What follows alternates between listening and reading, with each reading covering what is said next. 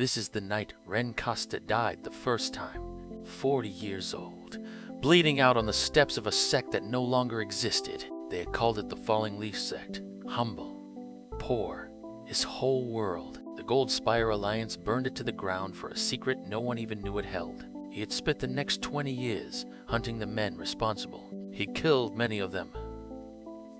Not enough. Never enough. The ones who gave the order died old and rich and unpunished in their beds. And as the last of his strength left him on those cold steps, he did the only thing he had left. He recited the ledger, every name, every face, every debt left unpaid. He swore it to the dark if he had it to do again. Not one of them would draw breath. The dark answered. But dark answered. Ren woke screaming. "I!" Small hands, thin arms, a body that had not yet learned what real pain was. He knew this room. He knew this morning. He had lived it 24 years ago, 16 years old, an outer court disciple, weak, mocked, a nobody, and alive.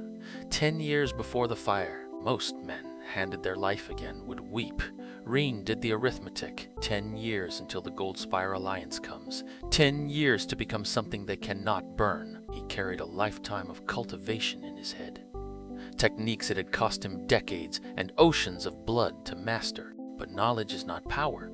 This frail body could barely hold a candle's worth of chi. Push it too fast and his meridians would shatter. He had watched greedy fools cripple themselves that way. He would not be one. Slowly, then, quietly. A weakling who grows strong too fast invites a blade in the back. The mask first, the mask always. He stepped out into a morning he had not seen in a lifetime. And it nearly broke him because everyone here was still alive. Every face he had watched die. There was old brother Tam, who would die in the 3rd month, holding a gate that was already lost. This time, Ren swore the ledger would have 2 columns, debts to collect and debts to repay. Out of the way, gutter rat. In his first life, this shove had made him flinch for years. Now it didn't even register. That boy's name was Bull. In the first life, he sold the Sect's gate codes to Goldspire for 10 silver. His name was in the ledger, but his name could wait. There was only one name that mattered this morning. One person he had to reach first. Liara Suni. Senior sister. The finest blade in the outer court. In his first life. She died in 3 months. Defending a gate that was already lost. Betrayed by the man who ordered her there. She had been the only one who was ever kind to the gutter rat. He never got to repay it. This time he would. Even if she had no idea what she was being saved from. But a nobody outer disciple does not simply walk up to the court's best blade. So first, he would do the one thing he could still do better than any man alive. He would cultivate. He found a forgotten corner behind the woodshed and sat. And began to breathe the way it had taken him 30 years to learn. The falling leaf breathing art was a beginner's technique. In the first life, he had despised it. But he knew now what no master at this sect had ever known. Its single hidden flaw and how to turn it into a strength. It would not make him strong, not for years, but it would make him grow without anyone seeing it happen. For 3 quiet days, that was his life. Sweep the courtyard, endure the sneers, breathe in secret. On the 3rd day, the chance he was waiting for finally came to him. Bull and his cronies had cornered a younger disciple, and Liara had stepped between them. A girl shouldn't carry a sword she can't use, Bull laughed. He was wrong, but there were 3 of them. In the first life, Ren had watched this from a doorway and done nothing. The shame of it had lasted decades. Not this time. He could not beat 3 cultivators. Not with this body. But he did not need to beat them. He needed to humiliate them. Bull. You owe the kitchen 3 days of chores. Running from them won't make the debt smaller. It was a petty, specific, true thing. And the way Reen said it made Bull's blood run cold without knowing why. The gutter rat wants a beating, Bull snarled, and swung. Ren did not block it. He stepped a half inch into the exact gap A brawler's footwork always leaves one fingertip, one thread of chi, into the nerve at the wrist that even the bully's own master had never thought to guard. Bull's whole arm went numb. His own momentum carried him face first into the dirt. It looked like dumb luck. Ren made very sure it looked like dumb luck. The cronies hauled Bull up and fled. A gutter rat had made a key-gathering disciple eat dirt, and no one could say how. But Liara had watched his feet, and Liara knew that was not luck. "Who taught you to move like that?" she asked quietly. It was the first time anyone had looked at him as if he mattered. "No one," Ren said. "I just watched. It was almost true. He had watched for 30 years. She didn't believe him, but she didn't push. She just nodded slowly and remembered his face. It was a beginning. For the first time in 2 lifetimes, Renkazer had taken a single step off the path that led to the fire. Should have known the world would not let him walk it quietly. Because that very afternoon, 10 years too early, the sky filled with the color of gold. Through the gate rode a procession of white and gold. The Goldspire Alliance. In Reen's memory, Goldspire had not come to this sect for years yet. Something was already different. Something he had changed. 10 years too early to burn them, but not too early to gloat. And at their head, a face Ren knew better than his own grief. Jiromao, Goldspire's golden prodigy. In the first life, he had laughed as the sect burned. 20 years later, Ren had finally cornered him on a rain-soaked bridge, and Jiro had died laughing too. Now here he stood, young, whole, fragile, and utterly unaware of how he would one day die, the first name in the Crimson Ledger. Standing 10 paces away, Jiro had come, he announced grandly, to bless this humble sect with a friendly exhibition, Goldspire's favorite humiliation. Pick a host disciple, break them, smile while you do it. Ren remembered who he chose, and the life that was supposed to be, and he remembered what it cost her. Jiro's gaze swept the court, and settled, as it always had, on the senior sister with the bright blade. In the first life, she accepted. He shattered her sword arm and called it mercy. Her cultivation never recovered, and that broken arm was why, 3 months later, she could not hold the gate. Why she died. Every thread of that future ran through this single moment, and Reen had spent a lifetime learning to cut threads. I'll stand in her place. Silence. Then laughter. A gutter rat had volunteered to be broken in a senior sister's place. Liara grabbed his thin shoulder and hissed at him to stand down. She did not know he was trying to save her life. "Trust me, senior sister," he said quietly. "Just this once." And something in his voice made her let go. Jiro only grinned. One disposable peasant was as good as another. Here was Ren's problem. He had the skill of a grandmaster in the body of a starving boy. He could not overpower Jiro, not for years, but power was never the only way to win a fight. He knew this technique of Jiro's, the Goldspire Sun Fist. He had studied it for 20 years, looking for the way to kill the man who used it, and he had found it. One joint, one instant, one flaw, the proud never bother to fix. Jiro lunged, gold blazing, a killing blow dressed up as a lesson. Ren did not retreat. He stepped in. Half an inch into the seam he had known was there for 20 years. One fingertip, one thread of chi, driven into the exact point where the sun fist left its master open. Jiro's perfect golden chi scattered like a dropped tray of coins. The golden prodigy stumbled past, his arm dead, and fell on his face in the dirt of a peasant sect. For a heartbeat, the entire courtyard simply stopped breathing. Then Reen stumbled, blinked, and gaped at his own hand, as if it had betrayed him. I'm sorry, young master. I tripped. It looked like luck. He made very sure it looked like luck, but Lyra had watched his feet again. And no man trips the same impossible way twice. Jiro rose with murder in his eyes. A peasant had made Goldspire's prodigy eat dirt before 100 witnesses. This had not happened in the first life. Ren had just changed the story. And changing the story always has a price. What is your name, peasant? Jiro's voice was very soft. That softness had ended kingdoms. Ren knew that tone. He had heard it in the first life, the moment before Jiro decided someone should die. He could have groveled, given a false name, vanished back into the crowd of nobodies. It would have been the smart thing. Instead, Ren looked the man who burned his world in the eye and gave him his real name, Ren Kusser. Outer disciple, remember it. It was the most reckless thing he had ever done in 2 lifetimes. He did it on purpose, because a hunter who stays hidden can never be feared, and Ren needed Jiro Maun to remember his name. He needed Goldspire to spend the next 10 years looking the wrong way at a peasant boy who got lucky once. Jiro stared at him for a long, dangerous moment. Then, slowly, he began to smile. Ren Kusser, he said, tasting it. I will remember. I look forward to seeing what becomes of you. It was not mercy. Ren knew exactly what it was. Jiro had just added a name to a ledger of his own. The Goldspire procession turned and rode out the way it had come, gold banners shrinking down the mountain road. Ren had saved Liara from a broken arm.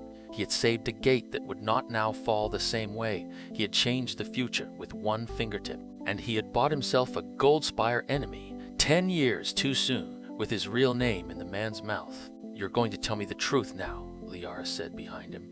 It was not a question. Ren turned to the one person in this life who had earned a single thread of his trust, and for the first time, he considered telling someone. If I told you, he said softly, you would not believe me, and if you believed me, it would put you in danger you cannot imagine. Try me, she said.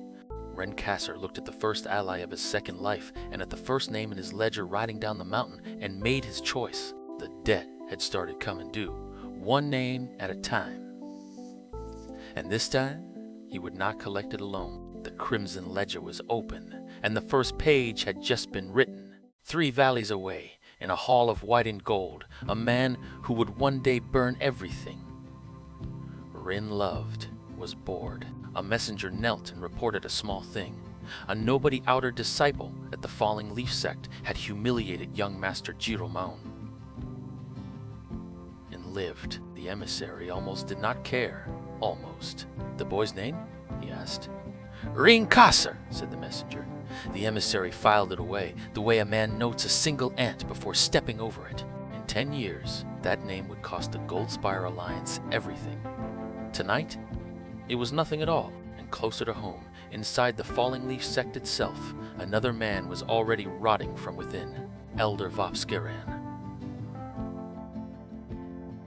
Inner court, trusted, and, in the life Ren remembered, the man who would quietly open the Sect's gate to its killers. No one suspected him, no one would for years. That was the trouble with traitors. They smiled at breakfast. Ren knew all of it. He just could not prove a word of it yet. So he did what he did best. He waited, and he prepared.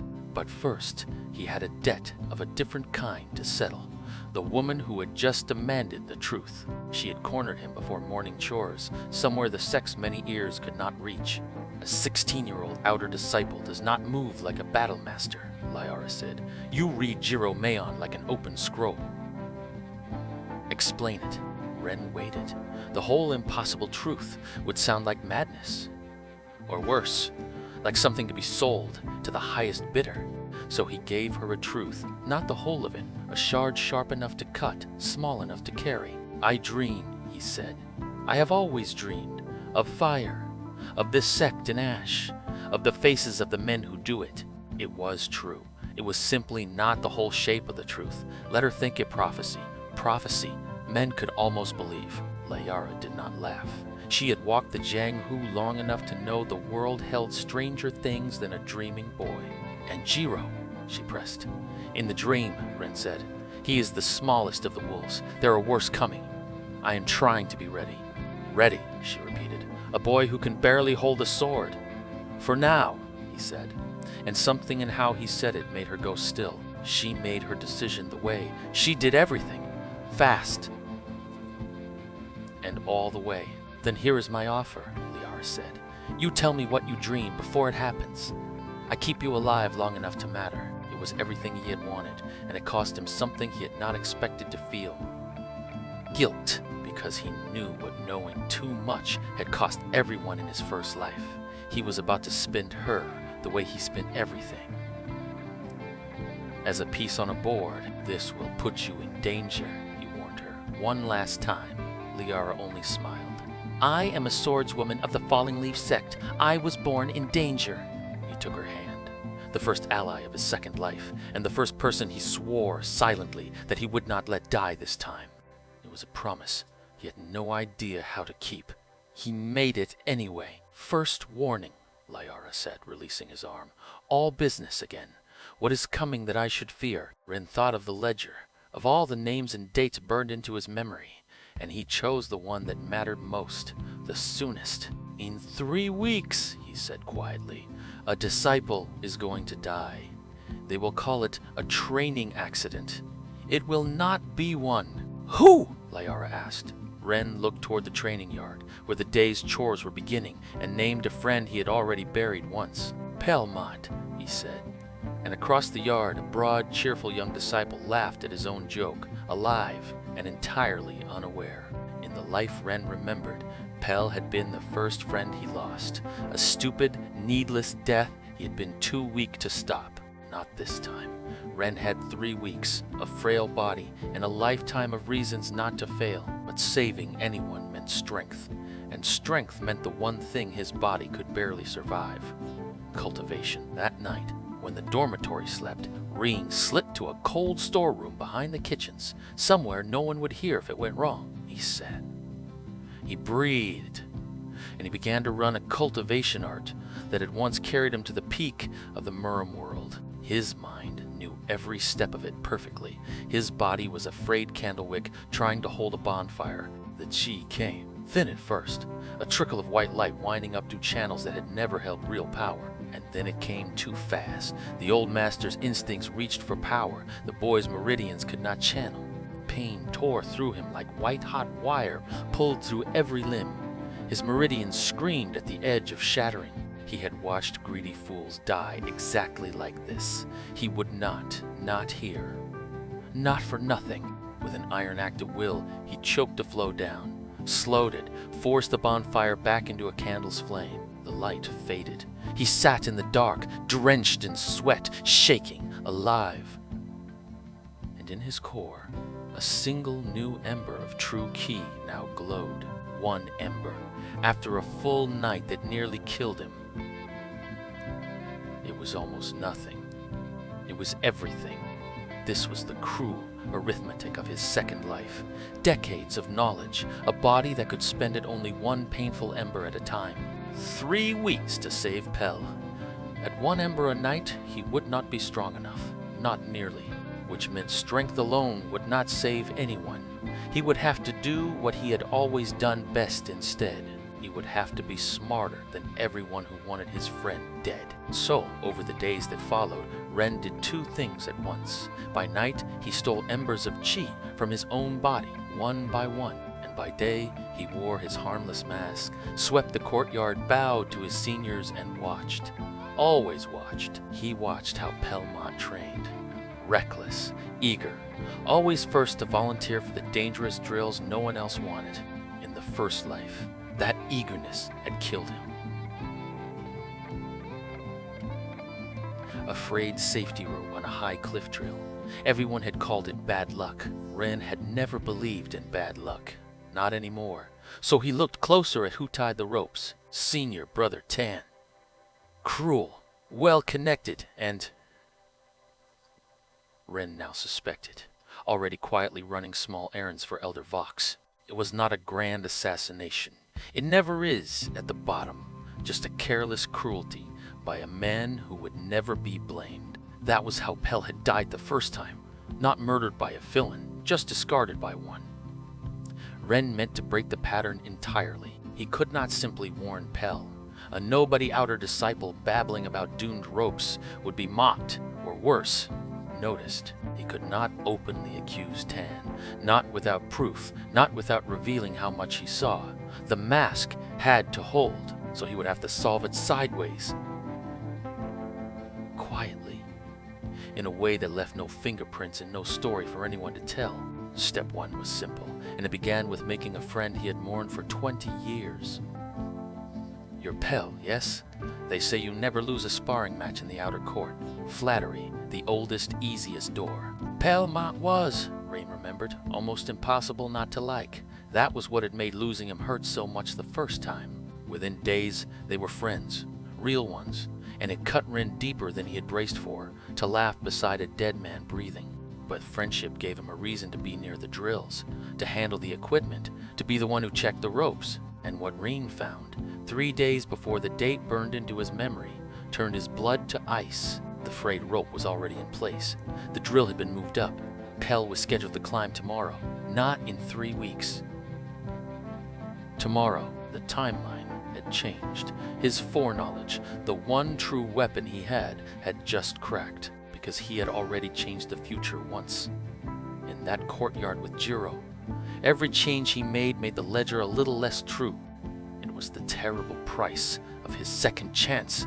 The more he saved, the blinder he became. He had one night, no plan, a body with a single cluster of chi, and a friend who would die at dawn. He could not replace the rope without being seen tampering. He could not cancel the drill without authority he did not have. But he was not without one card. He had a swordswoman who owed nothing and had promised everything. That night he found Liara and called in the pact.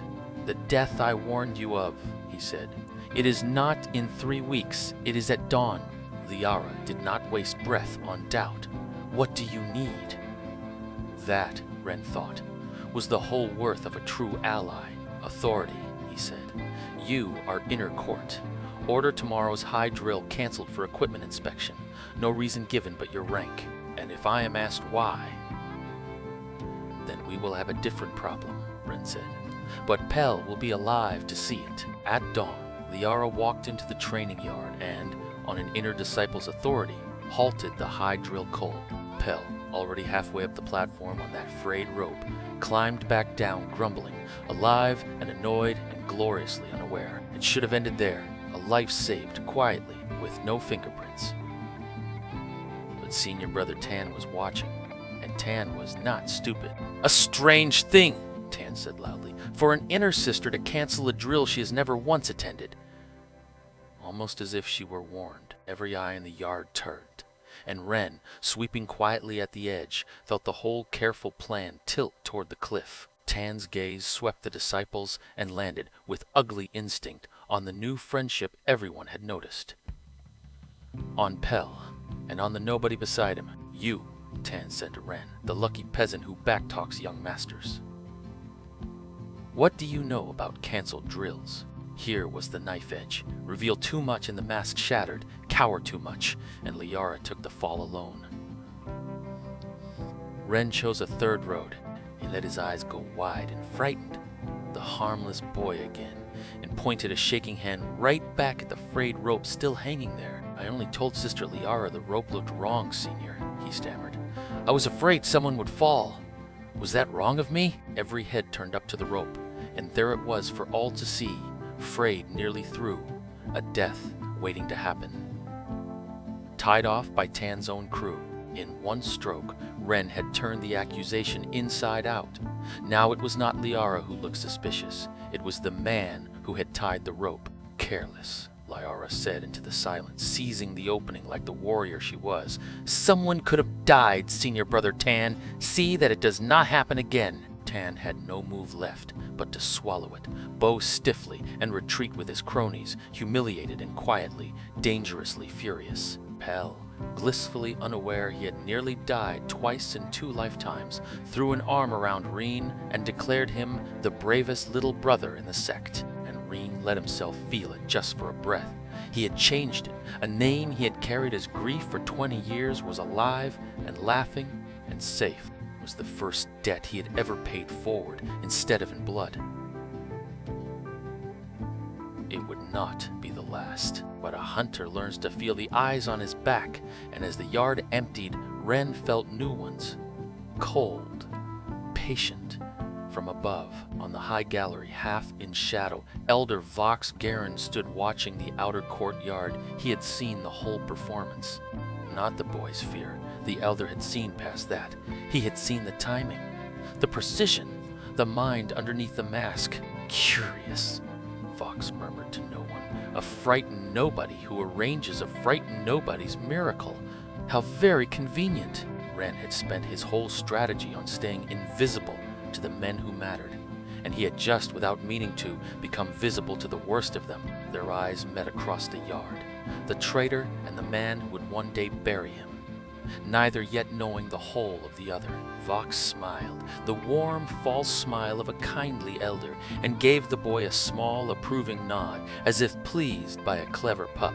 Ren bowed back, meek and grateful, the perfect, harmless disciple. Inside, a single cold thought turned over. He had come back to bury Elder Vox among the first names in his ledger. He had not planned to draw the man's eye in week one. The board had shifted again. His foreknowledge was fraying. His friend was alive, and the traitor was now watching the strange little disciple closely. That night, Reen sat in the cold storeroom and breathed, and added one more painful ember to the fire in his core. Saving Pell had cost him his invisibility. Fine. Every choice cost something. He simply made sure it bought more than it spent. Liara found him before dawn, as she would many times in the years to come. "Your dream," she said. "It was right." "To the day, it was," Ren said. He did not tell her it would not always be now, that every life he saved blinded him a little more to the next. "Then dream more," Liara said simply, and left him to the dawn. One ally, one saved friend, one watching traitor. The board was set. Ren Costa had come back to collect a ledger of the dead. He was starting, instead, to build a ledger of the living. He did not yet know which would cost him more. The first living name was saved. The first true enemy had noticed. And 10 years still stood between Ren and the fire. The ledger turned its page. Tonight, in a freezing storeroom, Rencasser's heart will stop for 3 full seconds, torn apart by his own breathing art, to understand why a master would kill himself with his own technique. Go back 4 nights earlier. One ember of true ki glowed in his core, earned the hard way. Pell was alive. Liara was sworn, and Rencasser was still, by every measure that mattered, pathetically weak. In his head sat the 9-fold root furnace, breathing, a master-tier art that had once carried him to the Muram's peak, an engine built for a tempered body, fed on pills and spirit herbs. His body was neither. A starved 16-year-old fed on rice water, allotted 1 inferior pill a month. Running the root furnace through these meridians was pouring a forge fire down a paper straw. But Ren knew something. No outer disciple knew. Every month, the medicine hall discarded its cracked, impure, marrow-cleansing pills as worthless. Worthless to anyone who lacked 40 years of refinement technique. He could not steal them. A theft gets investigated. But a clumsy, harmless boy who breaks things? A clumsy boy gets cuffed on the ear and forgotten. The mask would do the stealing for him. So the next morning, the gutter rat volunteered for the chore every disciple dodged, scrubbing the medicine hall. Bowing, stammering, utterly forgettable, exactly as designed. Then the tray slipped. Pills scattered like hail across the floorboards, and in the scramble of apologies and grasping hands, 2 cracked marrow pills vanished up a frayed gray sleeve. Cracked pills are half poison, leaking impurities that scar the meridians of fools who swallow them whole. Ren was no fool. He knew how to burn the rot out and keep the marrow. In theory. At supper, Pell pressed his own monthly pill into Ren's hand. "You look like a plucked chicken, little brother. Eat." Ren refused it 3 times. The 4th time, something in his chest hurt worse than Cultivation ever had. But one man in the yard kept his own ledger. Senior Brother Tan had been humiliated once by a lucky peasant, and Tan had noticed that the clumsy boy was only ever clumsy near the pill trays. That night, in the cold storeroom behind the kitchens, Ren dissolved the first cracked pill in stolen kettle water, drank it down, and lit the first gate of the root furnace. The pill's energy hit his starved channels like floodwater hitting a dry creek bed, more chi than his body had ever held, and every inch of it had to be dragged, burning, through meridians thin as thread. Night after night he repeated it. Drop a tray, palm a pill, burn out the poison, feed the furnace. 2 embers became 4, 4 became 7. His body bruised from the inside and held. But the medicine hall kept a tally, and Tan, who ran small errands for important men, had learned to read tallies. 2 cracked pills short, then 3. Always on the days the gutter rats scrubbed the floors. So Tan began walking the outer court after curfew, quietly, patiently. A petty man, but not a stupid one, and petty men with patience are how secrets die. Ren felt the tale within 2 nights. A hunter knows when he is hunted. He varied his hours, doubled his routes, but the arithmetic was merciless. Hide and stay weak, or risk it and grow strong. On the 4th night he chose the strongest pill he had, the second gate of the root furnace. A breakthrough into body. Temper in one brutal push, or a crippled corpse among the rice sacks, and we are back where we began. The second gate opened, and the flood came through. His meridians screamed. His vision went white. His heart seized, stuttered, and stopped. 3 seconds of dark. Then 40 years of will reached down into a dying boy and refused. If the channels could not hold the flood, drive it into the bone, into the marrow. Temper the body itself. When the light died, Ren coughed black sludge onto the storeroom floor. A lifetime of impurities burned out at once. His bones hummed like struck iron. Body, temper had begun. He was alive. Barely. He sat alone in the dark and shook. In his first life, nobody had mourned the starving boy who broke himself in secret rooms. In this one, he thought of Pell's pill and Lyara's hand, and kept breathing. But the night had not been silent. Light had leaked through the storeroom slats, and by morning a lean shadow with polished boots stood in that doorway, breathing in the scent of medicine that should not be there. Tan crouched and found it, a black, burned stain on the floorboards, reeking of purged pill dross. Missing pills. Midnight absences, the rope humiliation. The pieces clicked together in his narrow, cunning mind. Lyara found Ren at morning forms, and her sword-trained eye saw it instantly. The steadier stance, the weight in his step. Whatever you did, she murmured, Tan was prowling the kitchens at dawn. Be careful. Ren ran the calculation and made his first true mistake of the second life. Tan had suspicion, not proof. A petty man would take it to the discipline hall and be laughed out. But Tan did not go to the discipline hall. He went higher. That evening, in a lamplit inner court pavilion that smelled of sandalwood and quiet money, senior brother Tan knelt before elder Vox Garan. Tan laid it all out. The vanishing pills, the midnight absences, the scorched stain, the impossible luck against Giromaun, the clumsiness as a performance elder. The boy is hiding something. Elder Vox listened without moving, jade fan tapping his palm. Once, twice, he had already marked the boy himself from a high gallery the day a frayed rope embarrassed his errand runner. And here is what neither Tan nor Ren yet understood about elder Vox Garan. A corrupt man does not punish hidden talent. He prices it. A secret prodigy in the outer court was not a crime to him. It was inventory. Say nothing, Vox murmured. Touch nothing. Watch him and write down everything. The fan snapped shut. And leave one whole marrow pill where the boy will find it. Let us measure his appetite before we decide his use.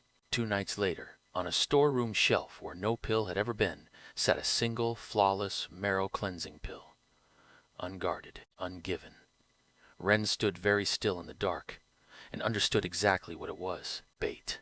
From a man whose name was carved near the top of his ledger.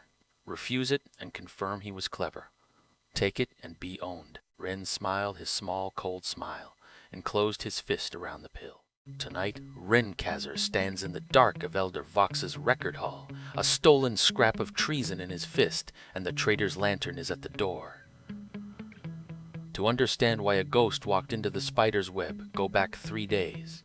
3 days earlier. Vox's bait, one flawless marrow pill, sat in Ren's palm. Every instinct in the sect said swallow it. 40 years of dead instinct said, a gift from a poisoner is never food. It is a question, so he did not eat it. He took it apart.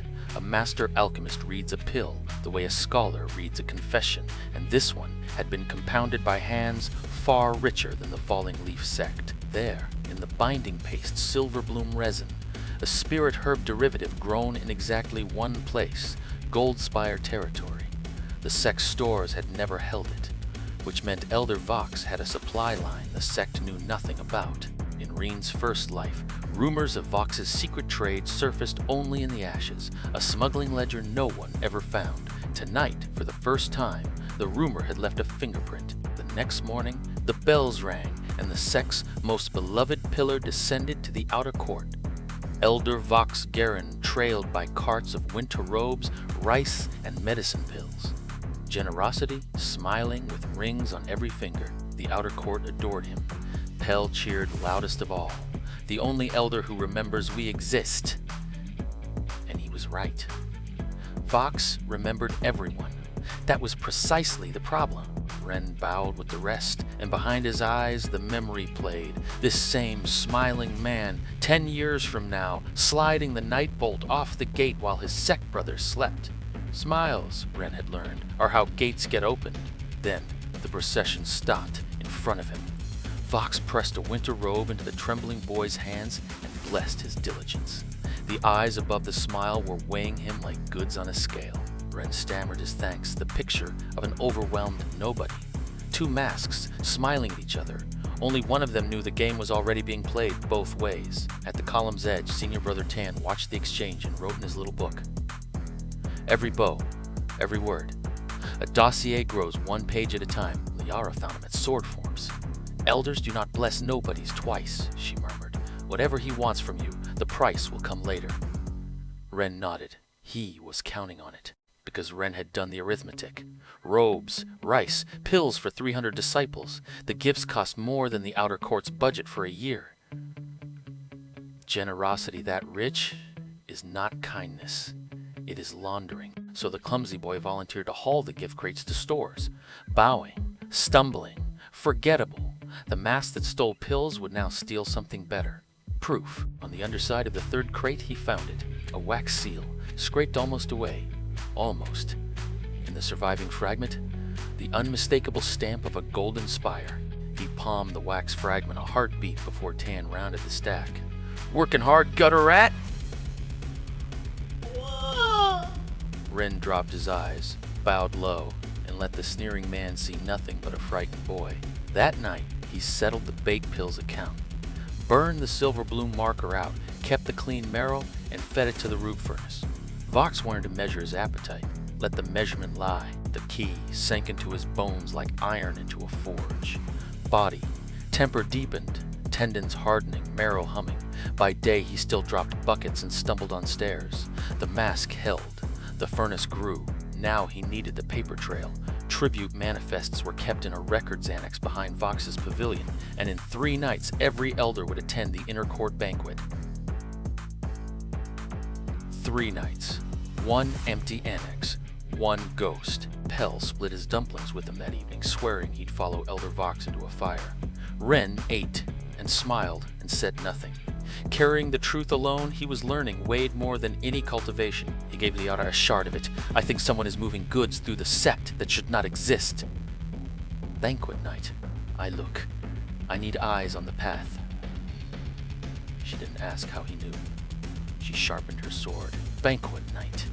Lanterns and laughter in the inner court, and a thin shadow crossing the roof tiles behind Vox's pavilion, moving like a man who had infiltrated palaces. The frail body remembered nothing. The mind remembered everything. Inside the annex, shelf after shelf of tribute manifests, all clean, all balanced, all boring. Too balanced. Honest accounts have errors. Perfect books are written by men hiding a second set. The desk drawer had a false bottom. Beneath it, a single scrap in cipher. Quantities, dates, and a route stamped through black pass. Not Sect trade. Not Sect ink. The first torn corner of Vox's true ledger. Ren burned every stroke of the cipher into a memory trained by 40 years of war. Take nothing. Move nothing. A ghost leaves a room exactly as it found it. Then the courtyard gate creaked. Lantern light bled under the door. Vox had left his own banquet early. Ren folded himself into the shadow of the shelves, the scrap still in his fist, and let his heartbeat slow to a crawl. 2 seconds. The latch turning. He crossed the room in silence, slid the scrap back beneath the false bottom, eased the drawer shut, and melted behind the shelves as the door swung open. The elder entered humming, jade fan tapping his palm. He passed close enough that Ren could smell sandalwood and wine. One flicker of key, one breath too loud, and the second life ended in this room. Vox unlocked the drawer, slid a fresh page beneath the false bottom, and murmured to himself, satisfied. Black pass. The third moon. Then he took his lantern and his smile and was gone. Ren slipped out the window lattice with a route, a date, and a cipher in his head. Black pass, the third moon. Whatever Goldspire moved through those mountains, this time a ghost would be waiting on the road. In the storeroom before dawn, Ren wrote nothing down. He only closed his eyes and turned to the page where a smiling elder's name was written and made the first true mark beside it.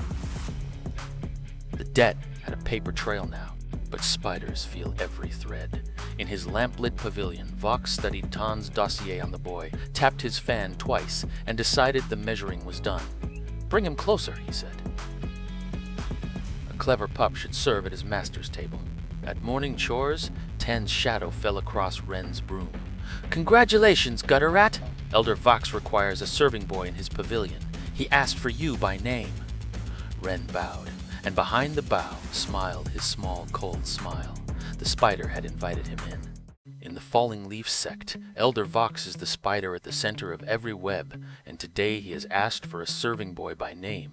The boy is Ren Kassar, a frail outer disciple the whole sect pities, and the only soul alive who remembers how Vox's treachery once burned everything Ren loved to ash. The weakest boy in the sect just walked into its deadliest room. Exactly as he planned. The spider's invitation came due. Ren Kassar knelt at the threshold of Elder Vox's pavilion, a serving boy asked for by name. Lethal exposure. Perfect access. He bowed lower and stepped inside. He poured tea. He swept floors. He was furniture. And furniture sees everything, which visitors came by the side gate, which scrolls Vox locked away, how many heartbeats it took the elder to reach the annex door. Vox tested him gently. Idle questions about home, hunger, gratitude. Ren answered as a dull, lucky boy who could not believe his fortune. 2 masks drank tea together. Only one knew there were 2. By the second day, Ren had the pavilion's pulse when the elder wrote in the drawer with the false bottom which courier carried sealed slips out the side gate and at what hour.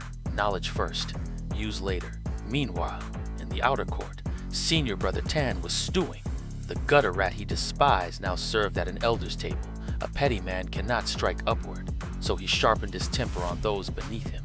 He called it discipline. A stance an inch off, 3 strokes, a glance held too long, 5. The cane rod sang all morning, and the outer court learned what Tan's humiliations cost. Someone always pays a coward's bill. When the rod turned toward a 12-year-old sweeper, Pell stepped into its arc and took the stroke across his own shoulders. He grinned through it. My fault, senior. I tripped him. The grin made Tan angrier. Tan's neck swing was not discipline. It was aimed at a kneeling boy's face, the kind of stroke that takes an eye and calls it a lesson. The yard sucked in its breath. Steel stopped it. Liera Sune's blade, drawn faster than the eye, caught the rod an inch from the boy's eyes. Discipline ends where crippling begins, senior brother. She did not raise her voice. She did not need to. You dare draw on a senior? Tan hissed. Liera held the bind, unmoving. Report me. Tell the discipline hall exactly what I stopped you from doing in front of 40 witnesses. Tan's rod lowered. His hatred did not. She sheathed her sword and knelt to bandage the beaten. The outer court watched her the way starving men watch a fire. Ren watched too from the pavilion path, and an old wound opened behind his calm eyes, because he had seen this exact courage before, at the end. First life. The gate. Liara. Sune holding it alone against the fire while the sect burned, buying minutes with her blood. He had watched her die there, too weak to matter. 10 years from now, honor would kill her at that gate. Ren exhaled the memory and made the vow again. Colder this time, not her. Not again. Whatever it costs the ledger, that evening, Tan knelt in the pavilion, spitting his grievance. And the serving boy pouring tea 3 steps away might as well have been a teapot. The Sune woman drew steel on a senior elder. The outer court must see her punished. Vox cared nothing for Tan's pride, but the fan stopped tapping. A swordswoman the outer court loved, sharp eyes that had lately drifted near his storehouses. Disciples rallying to her, not to him.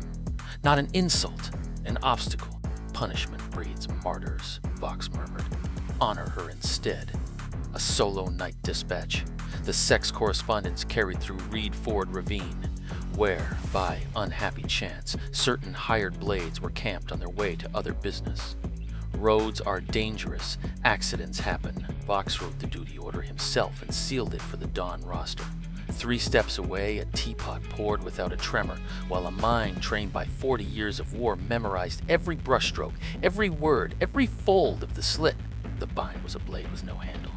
Warn her, and she would demand to know how a serving boy heard an elder's whisper. Do nothing and watch her die a decade early. Or do what ghosts do. Move the paper. He knew the machine now. Sealed orders reached the discipline hall's roster board before dawn, posted by a half-asleep clerk. Between the courier's delivery and the morning bell lay 1 hour of dark. 1 hour was a lifetime. 40 years of war teaches many arts. Forgery is one. By candlelight, he rewrote the duty in the clerk's own cramped hand. Liara! Sune! Reassigned to the medicine convoy escort. Daylight! Witnesses! Honor intact! The ambush left to starve. The ravine dispatch itself he marked with the annotation every lazy clerk loves, handled, carried ahead by inner courier. No name, no gap. The paper trail closed its own eyes. Bureaucracy, he had learned, kills more cleanly than swords. Planting it nearly killed him. Boots on gravel. Tan prowling the dark like always. He hung flat beneath the roster board's eaves, slip in his teeth, 3 feet above the passing lantern. The light paused, then moved on. Dawn, Liara read the board, frowning. After yesterday, she had braced for latrines or lashes, and drew an honorable convoy escort instead. She searched the courtyard once, found nothing, and shouldered her sword. She would never know. He watched her ride out at mid-morning, armed, in daylight, flanked by 20 witnesses and a cart of medicine. Over the memory of a burning gate, the image laid itself like a bandage. This time, she rode away from the fire, but a ghost verifies his work. That night, he lay above Reed Ford Ravine and counted them. 9 hired blades waiting in the rocks for a swordswoman who would never come. Professional, patient, paid in advance. Near midnight, their leader gave up, pocketing a token that flashed sickly gold. A spire stamp. Packet. We move to the pass. The third moon cargo won't guard itself. Ren went very still. The ambush and the shipment were one operation. Gold Spire's blades. Vox's ambush. The Black Pass route. 3 threads, 1 knot, and now he knew the shipment's escort by face and number. Vox had tried to spend Liara's life and bought his enemy a map instead. In the pavilion, the report landed wrong. The Sune woman rode convoy escort elder. In daylight. Vox said nothing. He sent for the duty slip and laid it flat beneath the lamp, fan tapping. Once, twice. The hand was right. The seal was right. The clerk's lazy annotation was perfectly, beautifully ordinary. And that was the flaw. Vox's clerks were never beautiful. Somewhere in his tidy machine, a hand he had not hired was moving paper. That night, he turned to the ledger's living column and added a second stroke beside Liara Sune's name. He had come back to cross out the dead, yet he kept finding names worth more left uncrossed, and the page felt heavier than vengeance ever had. Pell brought the yard gossip with the morning rice. Everyone swore Sister Liera had been due for the whip and drew honey instead. Heaven protects the righteous, eh? Pell laughed. Wren only smiled and said nothing, because luck like that always draws eyes, and he knew exactly whose. Evening tea! Vox spoke idly of fortune, of rosters, of ghosts who tidy other men's paper, watching the serving boy's hands the whole while. The tea poured in one unbroken thread, without a tremor. Vox smiled, and Wren bowed. Then the fan snapped shut. Tan. The Ravine dispatch was carried by an inner courier. Find me that courier. Bring me his name by the third moon. There is no such courier. The thread Vox is pulling ends in a serving boy's hands. The pavilion door slid shut behind him, and Wren carried the tea tray out into the night, the elder's last command still hanging in the lamplit air. Find the courier. Bring the name by the third moon. There was no such courier. The thread Vox had loosed ended in the serving boy's own two hands, and the mask that hid them had never felt so thin. By the next morning, the danger had a second face. Drums rolled across the outer court, announcing the annual assessment. Strength, agility, breath, and the spar. Scores decided pills, postings, futures. For 300 disciples, hope. For one hunted serving boy, a trap with 4 stations. And the timing could not have been worse. Weeks of stolen pills in the root furnace had filled his tempered body to the brim. Chi gathering pressed at the gate like floodwater. The breakthrough was coming, whether the assessment willed it or not.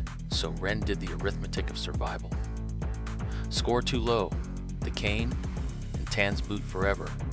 Score too high, eyes, questions, the spider's interest. He needed rank 150 of 300.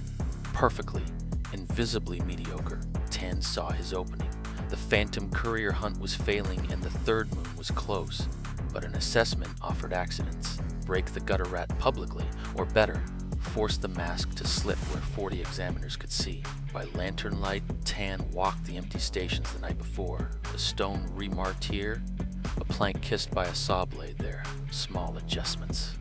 Deniable, the kind that cripple clumsy boys. Pell trained until his knuckles split, dreaming aloud of inner court rank and a real sword. This year, Wren, I can feel it. Wren smiled and held the pads. Some hopes deserved to be true. Liera returned with the convoy and found him at the well. They brought an inner court examiner this year, Sarah Volm. She failed cheats by counting their breathing. Whatever you are hiding, hide it from her. That night, the flood came early. Chi hammered the last gate of body, temper, demanding passage upward. Wren sat rigid until dawn, holding a breakthrough shut with bare will, like holding a river closed with his hands. A suppressed breakthrough turns poison within days. Chi deviation, ruptured meridians, a crippled core. He could not delay past tomorrow, so the plan became madness. Break into Chi gathering during the assessment itself, in front of everyone, unseen. Assessment morning. 300 gray robes and ranks, 4 stations chalked on stone, the lifting stones, the plank run, the breath gauge, the spar. Banners, drums, examiners, a festival to everyone else, a battlefield to one. Elder Vox took the dais, benevolent as sunrise, blessing the proceedings with his jade fan. His cold eyes did one circuit of the yard and settled, briefly, on his serving boy. Wren bowed with the rest. Beside him stood examiner Sarah Vaughn of the inner court, silver-haired, silent, unimpressed. She judged nothing by scores, the seniors whispered. She judged by rhythm. She had failed cheats for breathing wrong. Wren filed the warning where he filed knives, the lifting stones. Wren's assigned stone wore a fresh mark and weighed a third more than its label. Tan's gift. Wren lifted it to exactly chest height, wobbled artfully, and set it down. Median score. The sabotage measured nothing. Pell hoisted the great stone overhead to a roar from the yard, grinning like sunrise. The outer court cheered its honest son. Wren clapped with both hands. One of them, at least, could be seen. The plank run. A sprint over rails above a stake-lined drainage pit. Ren read the third plank from the start line, sawn beneath hanging by a finger of wood. In his first life, this station took a boy's legs. He stepped on it anyway. Refusing it meant explaining how he knew. The plank snapped mid-fall. 40 years of war compressed into a heartbeat, twist, catch the rail, turn a death into a graceless sprawl that opened his forearm on a stake. The yard laughed at the clumsy serving boy bleeding in the pit. Sarah Vaughan did not laugh. She had watched the fall twice in her mind, and both times the boy's hips turned before the plank finished breaking. The breath gauge, a jade resonance stone that hums to a disciple's chi density. Ren stepped up with his arm bandaged and felt the timing collapse. The suppressed breakthrough chose that exact moment to force the gate. Chi roared up his spine like a river breaking a dam. Fight it here, and deviation would drop him, twitching before 300 witnesses. Ride it openly, and the gauge would scream prodigy. There was a third way. Barely. He split himself in two. Hands on the stone, face dull, surface chi throttled to a body. Temper trickle, while beneath, in absolute silence, he opened the first meridian gate and let the flood crown him into chi gathering. No light, no sound. The gauge hummed low, unremarkable, passing. But Sarah Vaughan was not reading the stone. She was counting his breath. 8 in, hold 4, 12 out, unbroken, even while bleeding, even under pressure. A cadence no outer disciple should own. The spar. Tan had arranged the brackets personally. Ren drew Brack, a slab-muscled senior known for accidents. The whisper Tan left in Brack's ear was simple. The gutter rat does not walk off this floor. Ren lost magnificently. Every haymaker he failed to dodge landed on muscle he chose. Every fall spent the force across his back. He went down at the count. A frightened boy would. Bruised everywhere. Broken nowhere. From the line, Sarah Vaughan watched the boy be beaten and saw the opposite of helplessness. He fell the way veterans fall. Men hit 10,000 times who decided, each time, exactly what the blow was allowed to take. Results at dusk. Pelmont, rank 12, a Merrill pill and an instructor's commendation. He wept and laughed at once. Ren Kassar, rank 153, dead middle, invisible, exactly as designed. Tan read the board 3 times. The heavy stone, the sawn plank, Brack's fists, 3 traps, and the gutter rat had stumbled through all of them into perfect, unremarkable safety. He wrote 1 line in the dossier. His luck is wrong. On the dais, Vox skimmed the rankings, fan-tapping. A serving boy who survives sabotage, forged paper that saves swordswomen, luck that always lands in the middle. The taps slowed. Patterns were Vox's trade. This one was forming. That night, Sarah Vaughan wrote her report by lamplight, 1 observation underlined. The boy's scores are ordinary. His breathing is not. No outer disciple holds a war cadence under blood and fear. Recommend quiet review. Alone in the storeroom, Ren finally let the river run. Chi gathering settled into his channels like a blade into its sheath. True power at last, 10 years early. By day, still a sweeper. Beneath the skin, no longer prey. He turned the ledger's pages in his mind. Vox's name burning crimson. Liera's pels glowing in the living column. The third moon stood 3 nights away, and for the first time this life, he had the strength to keep appointments. 9 blades, 1 mountain pass, a cargo Goldspire would kill for. He began packing what a ghost needs. Dark cloth, rope, the memorized cipher, and a body that finally answered when he called. Black Pass was waiting. Then, at the well before dawn, a dry voice behind him. Sarah Vaughan, hands clasped, gray eyes counting. Your scores are unremarkable, boy. Your breath is not. 8 in, hold, 4, 12 out, a general's cadence. Tell me, who taught you to breathe? If you enjoyed this video, don't forget to like, share, and subscribe!